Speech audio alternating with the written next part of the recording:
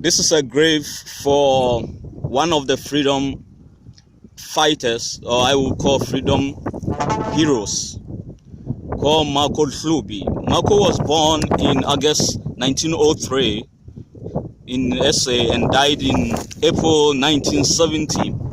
His mortal remains now can be found in a cemetery called Committee 9 Cemetery in Tema, some few kilometers away from the capital, Accra of Ghana.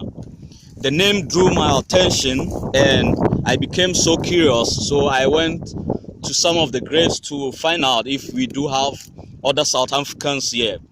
But this grave, actually, it's one that touches my heart most. When you look at what is written on the grave, you will see that when Mako died, South Africa was still fighting for the independence, for freedom.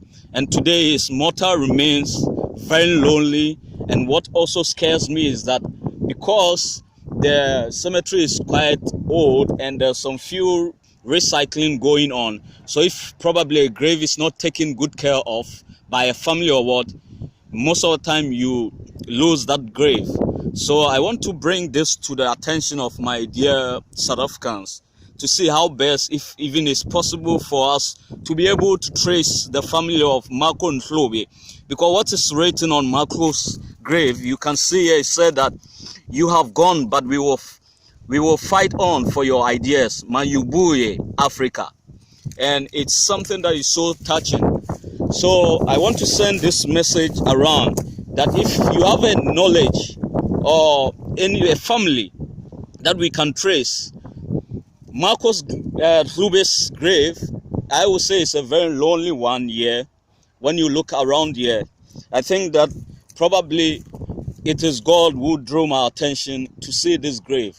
So I want to send this message across that Mako Hlubi is lying peacefully somewhere in Ghana. But my fear is that we might lose this grave. We might lose this hero who is no more. And if probably I get the chance of tracing or someone assisting us to trace the family, it will be something wonderful. Because when you look at the graves here, after inspecting and all those, and I didn't see any South African here. And looking at around also, I've seen that most of the old